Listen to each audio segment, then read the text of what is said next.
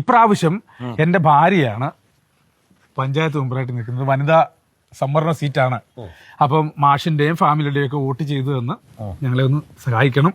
ഒരു അപേക്ഷയാണ്. മാഷ് പഠിപ്പിച്ച പോലെ തന്നെ ഞങ്ങൾക്ക് ആ അനുഗ്രഹമൊക്കെ തന്ന്. ഇവൻ എന്റെ നല്ല സ്റ്റുഡന്റ് ആയിരുന്നു. നല്ല സ്റ്റുഡന്റ് ആയിരുന്നു. പഠിക്കണ സമയത്ത് ഇപ്പം വലിയ ഒരു ബ്രില്യൻ്റ് ഒന്നും അല്ല.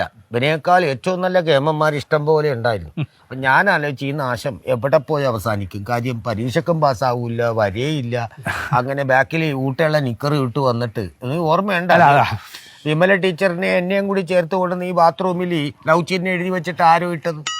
അത് പിന്നെ അന്ന് നിങ്ങള് ചെറിയൊരു സംഭവം ഉണ്ടായിരുന്നു. എന്റെ ആസനത്തിൽ നീ പൊട്ടാസ് വെച്ച് ഓർമ്മയുണ്ട്? ആസനത്തിലല്ല, കസേരയുടെ താഴെയാണ് വെച്ചത്. അത് അവിടെയുള്ള എന്റെ ആസനം ഇരിക്കണം. അല്ല, ഞാൻ പറഞ്ഞ ഓർമ്മയുണ്ട്. എത്ര പരീക്ഷക്ക് എന്നെങ്കിലും ഒരിക്കലെങ്കിലും നീ പാസ്സാകുമെന്ന് കരുതി നീ പാസ്സായുമില്ല. നീ ഗതികെട്ട് നാറാണക്കല്ല് തോണ്ടുമെന്ന് കരുതിയിരുന്ന നീ രക്ഷപ്പെടുകയും ചെയ്ത് നല്ലോണം പഠിക്കണ പിള്ളേര് എഞ്ചിനീയറിംഗും ഡോക്ടറും ഒക്കെ ആകുകയും ചെയ്തു. അല്ല ഇപ്പൊ എന്താന്ന് വെച്ചിട്ടുണ്ടെങ്കിൽ ഇവനെ സംബന്ധിച്ചിടത്തോളം ഇവന് ഒരു ദിവസം പണിക്ക് പോയില്ലെങ്കിൽ ഇവനോട് ആരും ചോദിക്കൂല. എന്താണ് രാഷ്ട്രീയമാണല്ലോ, നമ്മുടെ രാഷ്ട്രീയമാണ്. അപ്പൊ എന്താണ് പണി, ഇന്ന് പോയില്ലേ എന്ന് പോലും ചോദിക്കൂല.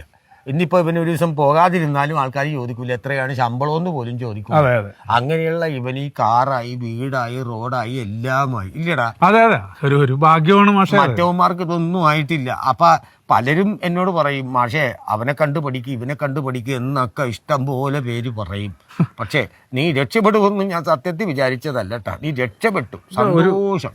ഭാഗ്യമാണ് മാഷേ. ഭാര്യ നിനക്കില്ലേ? ഭാര്യയല്ലെന്ന്, ഇതൊക്കെ ഒരു ഭാഗ്യമാണ്. ഇതൊക്കെ ലക്ഷത്തിൽ ഒന്ന് മാത്രമേ ഉണ്ടാവുള്ളൂ. അല്ലെങ്കിൽ ലക്ഷത്തിൽ ഒന്നേ ഒരു പ്രാവശ്യമേ ഉള്ളൂ, ബാക്കിയൊക്കെ പൂജ്യങ്ങളാണ്. അതെ.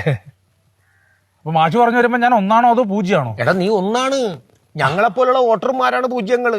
പക്ഷെ രാഷ്ട്രീയക്കാരനായി നീ ഒരു കാര്യം മനസ്സിലാക്കണം, ഞങ്ങളെപ്പോലുള്ള വട്ടപൂജ്യങ്ങൾ നിന്റെ ഒന്നിന്റെ കൂടെ ചേരുമ്പോഴാണ് 1 10 ആകണമെന്നും 100 ആകണമെന്നും 1000 ആകണമെന്നും 10000 ആകണമെന്നും 1,00,000 ആകണമെന്നും. ഒരു രാഷ്ട്രീയക്കാരനായതുകൊണ്ട് പറയണതല്ല, ഞങ്ങളുണ്ടെങ്കിലേ നീ ഉള്ളടാ.